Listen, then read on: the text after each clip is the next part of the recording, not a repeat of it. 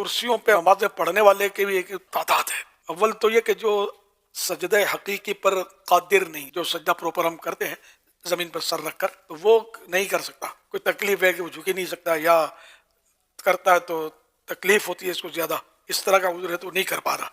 تو اب یہ کہ اس کا وہ سجدہ معاف ہوا، اس کو جب سجدہ ساقط ہوا، معاف ہوا، تو قیام بھی معاف ہوگا. اب یہ کہ یہ بہتر تو یہ کہ زمین پر بیٹھ کر نماز پڑھے کہ یہ سجدے سے قریب ہے. بیٹھ کر نہیں پڑھ سکتا یا نہیں پڑھنا چاہتا تو کرسی پر بھی اس کو اختیار تو ہے، تو اب کرسی پر پڑھے، یا یوں بھی کر سکتا ہے کھڑے کھڑے اشارے سے پڑھے، یہ بھی کر سکتا ہے. اس میں رکوع اور سجدے میں اشارہ کر رہا ہے. اشارے میں یہ کہ رکوع کا جتنا اشارہ کیا نا، اس سے زیادہ سجدے کا اشارہ ضروری ہے.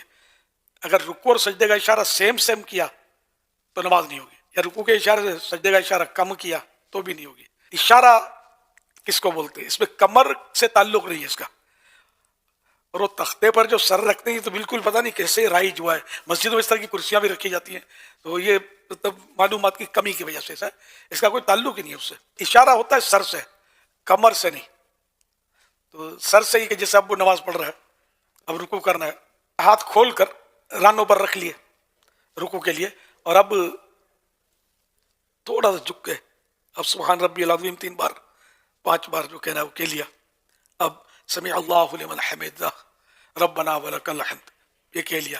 اب سجدہ کرنا ہے تو رکوع سے زیادہ جھکنا ہے. ہاتھ بدستور ران پر ہی رہیں گے، گھٹنے پکڑنے کی بھی اس میں نہیں ہے رکوع میں اور سجدوں میں، اور ران پہ ہاتھ ہیں. اور اب یہ کہ رکوع کے مقابلے میں زیادہ جھک کے اللہ اکبر سبحان ربی الاعلیٰ یہ 3 بار یا 5 بار 7 بار جو بھی کہنا ہے کہہ لیا.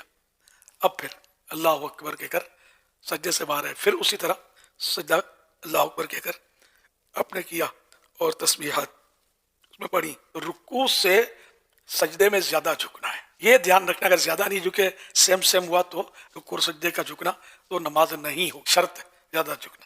رکوع اور سجدہ اس طرح مطلب کیا جائے. اگر زیادہ بھی جھک گیا سجدے میں، اس سے بھی زیادہ ہے رکوع میں، نماز ہو جاتی ہے. لیکن اس تختے پر سر رکھتے ہیں اور یہ سمجھ میں نہیں آتا ہے کیسے رائج ہو گیا. بالکل اس کی ضرورت ہی نہیں. جس کو شرعی طور پر اجازت نہیں ہے کرسی پر بیٹھ کر نماز پڑھنے کی، وہ پڑھے گا تو اس کی نماز نہیں ہوگی. یہ بھی ذہن رکھیے گا. بعض لوگ تھوڑی سی مجبوری میں بھی ہو سکتا ہے کہ پڑھ لیتے ہیں.